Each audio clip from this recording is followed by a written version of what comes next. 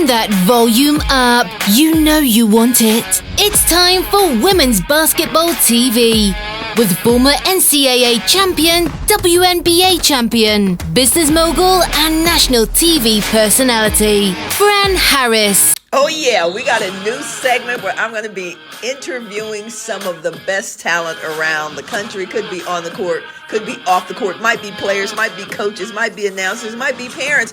You never know who I'm going to interview on She Be Ballin'. Today's guest is one of my favorite players, and it is none other than Utah's superstar, Alissa Pili. Have a listen. Good morning. Hi. How are you? I'm good. How are you doing? Good. Thanks for hopping on with me. Thanks for hopping on. Appreciate that. You are the first guest in a new segment I'm doing that's entitled "She Be Ballin'."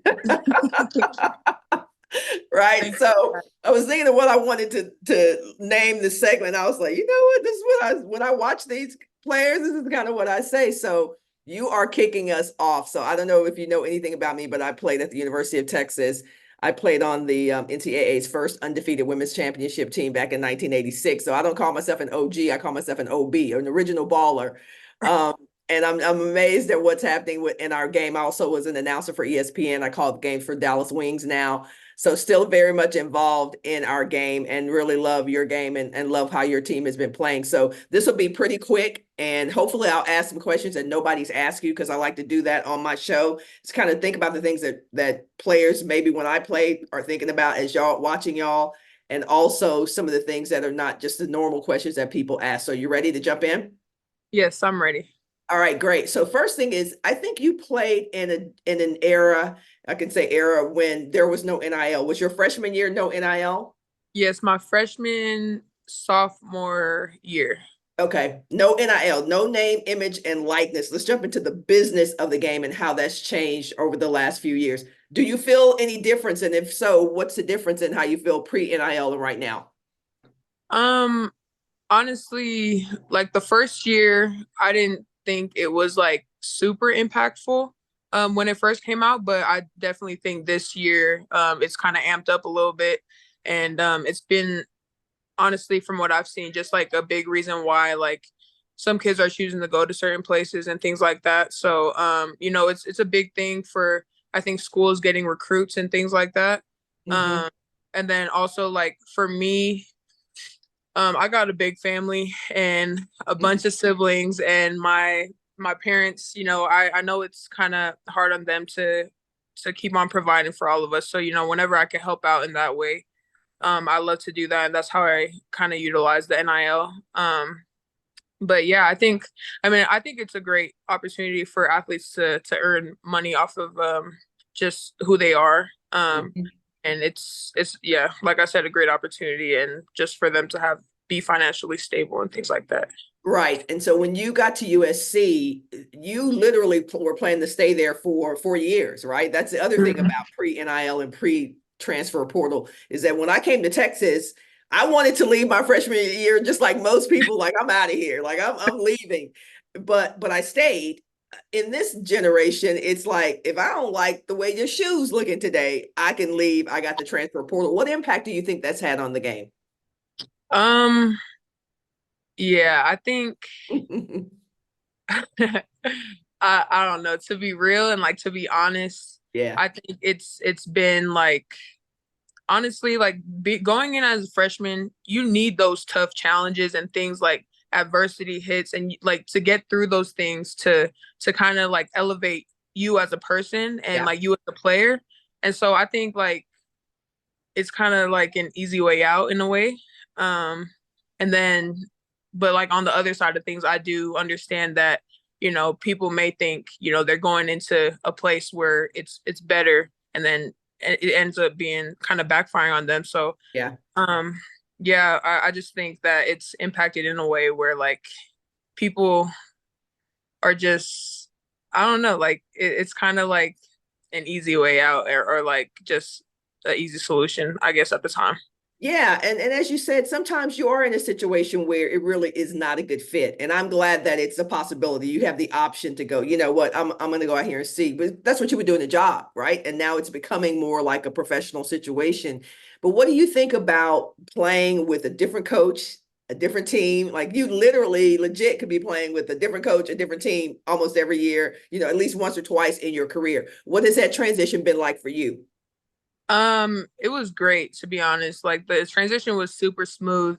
And you know, I kind of made sure when I was transferring that I had these things in mind where you know, like I was looking at something from the forefront. Like, for example, like when I entered the transfer portal, I was definitely looking at somewhere where like off the court, I was gonna like be happy and be supported and all that.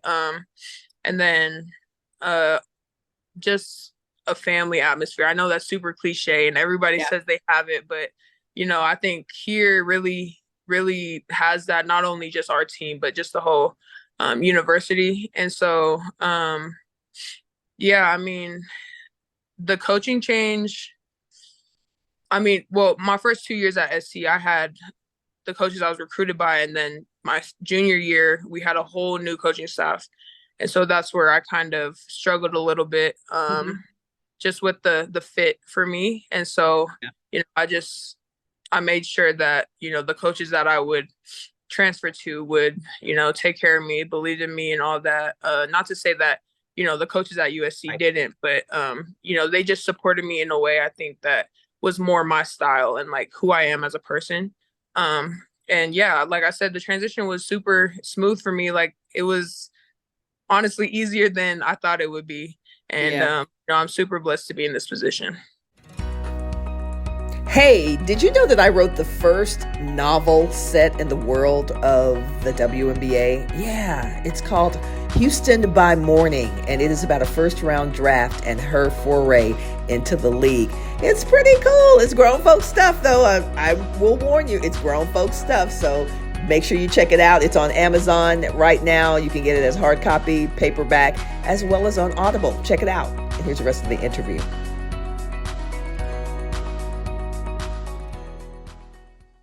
So the first time I saw you play live this year, so I'd read your stats, read about you, hearing about you, but the first time I saw you play was against South Carolina. And so I'm looking at the thing and I'm like, wait a minute, she balling, like she legit balling out here, right? So, you know, my brother and I get on the phone, like, hey, are you watching it? No, no. He's like, no, have you seen it? But have you seen, you know, you balling when your brother calls you and like is talking to you about players. But I saw your game and I thought, like you're playing post, you're 6'2", you're playing post. Where did you get the confidence to be what I consider kind of an undersized post? Because usually they are 6'4", 6'5", or whatever. And when I played, 6'2" players were starting to become perimeter players. But where'd you develop your game? Um, yeah, that's it's funny. A lot of people ask me that. Yeah. But I honestly like I feel like people expect me to like, you know, have trained like hard when I was younger. I honestly like I enjoyed my childhood very much. Like it wasn't nothing too serious. And Mm-hmm. my dad had this thing where like, you know, he wouldn't let me train with anybody. And he was like, you got to get that stuff yourself. Like you could come to the gym with us and go play against the boys. That's how you're gonna get better. Yeah. So, you know, playing against guys definitely helped my game, and a lot of people could tell like I grew up playing with boys. Yeah. And so, I think just yeah, and my brother, he's 6'4", and so I used to play against him all the time. Just having that, I don't know, that will to, you know, keep doing your thing, especially when like there's taller defenders or taller people. I think I got that confidence kind of at a younger age, and you know, once I got to college, it was a whole different game, but I adjusted well, and yeah, to answer your question, that's honestly where I got my confidence was just playing against bigger guys all my childhood. So Yeah, no, your footwork, your post moves. I mean, all of that, the repertoire, all of that was very impressive because I'm like, oh, she getting ready to get this, she getting ready to get that knocked out of there, whatever. And then you like up and under somebody. I was like, wait a minute. Like she was ready for that. Like Logan, she was ready for that block. And it's been really amazing to watch your development from that standpoint. When you were leaving USC, the one thing I'm always curious about when people transfer is why they go where they went. And you talked a little bit about the fit, but nobody was thinking about Utah 5 years ago. Nobody was thinking, not as a baller, not if you're a baller, you're not going to Utah. And there you land. And what's been special about being there with your teammates and what you guys are developing right now? The special thing about it, I think, is just like obviously I've been in the Pac-12 since my freshman year, and I've seen Utah in the past. And like you said, they were like nobody was talking about Utah. They were always like in the back of the pack. And so it was my last year at USC. I think at the Pac-12 tournament was like that's when I was kind of like, dang, like they really like built their program from the ground up. And that's something I really like admired about these coaches and just this program.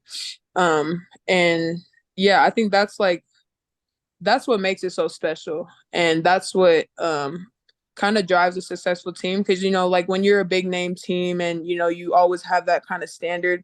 Yeah. Like things could get, like, not to say that they are, but like things could get complacent and things like that. But I think like coming from a program where everything was built from the ground up, like everybody just works their butt off and like, doesn't take it for granted, the success and stuff like that. So that's a really great point, because that's what people who played in the 80s and 90s would say, because there was no, listen, when I played basketball at Texas, we were really good. We led the nation in attendance. I only lost 9 games in my entire career at Texas. But what was great about it was that it's like getting it out the mud, even at Texas. Like nobody took that for granted, what was happening with women's basketball. So I see that in the way y'all play. I see that in the way you compete. And I got to say, it's really refreshing. Tell your coach I said that. Like, it's really refreshing to see a team that is out there taking advantage of the opportunity, but at the same time building from the ground up. So when you think about your next move, and now you're in conversations about the WNBA, first of all, how does it feel to be in conversations about playing in the WNBA? It feels good. I definitely wasn't, all this time, like even last year and things like that, I wasn't really in the talk with all that. So that kind of just drove me a little bit. Like that was my little motivator. And so I don't know, it feels good to be recognized in that way on a national level, and that people are when you work so hard and I believe that when you just put your head down and you work, things are going to come, and you don't got to worry about it. Like in the meantime, you just got to trust the process and ride it out until, the results will show, and to reap that reward, it feels really good. That's cool. Do you know who Ariel Atkins is? You ever heard of Ariel Atkins? I don't. Plays for the Washington Mystics, but she played at Texas. But I remember her senior year when I was telling her, like, okay, so you're going to be drafted. She was like, what? Like, she was like, what? I'm going to be what? I'm like, you're going to be drafted. Like, that's how. And she said exactly what you said. She said, I just put my head down. I just work. Like, that doesn't even, I can't even, that's not even on my radar. She literally did not think she was going to the WNBA. And she's been, now she's a WNBA champion. She's been defensive player, all of that. So I hear that, I smile, because I'm like, that's exactly what you want to. You want to be feeling like, hey, it'll be great. It's nice to be in those conversations. All right, so a couple questions for you. As your team is now in the final year of Pac-12 conference play, is there any special way that y'all are feeling, kind of going out as the last time in the conference or anything?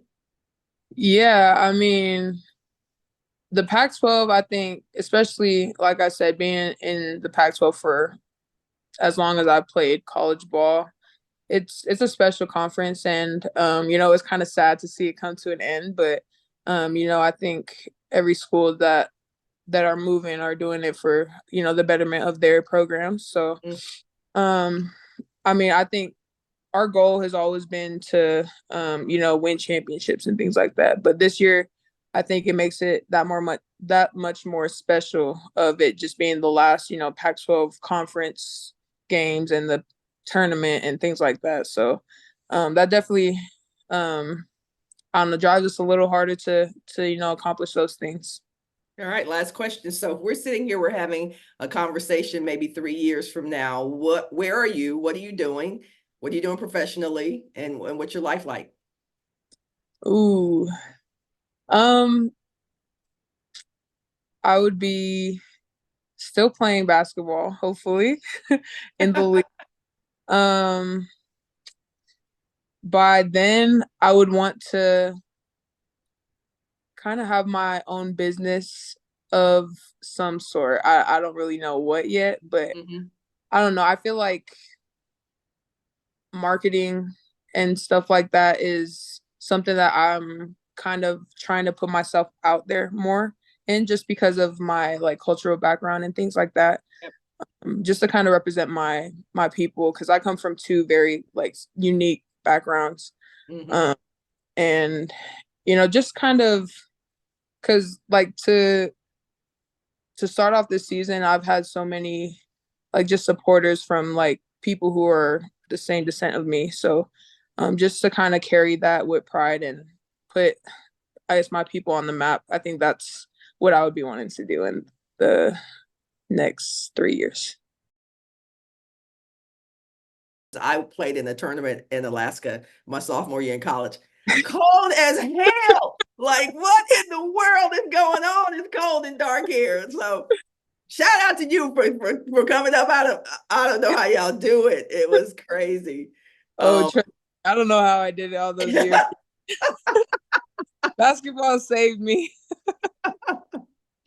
Hey, good luck to you. Thank you for taking the time to visit with me and to be the first on this segment. I will send the link to your SID, to your media relations person. Appreciate you, and good luck this season. Thank you. I appreciate it. Take care. Bye. Thanks for tuning in to Women's Basketball TV with Fran Harris, the most provocative and entertaining women's basketball show on earth. Be sure to click that like, share, and notification button so you don't miss a moment. We'll see you tomorrow.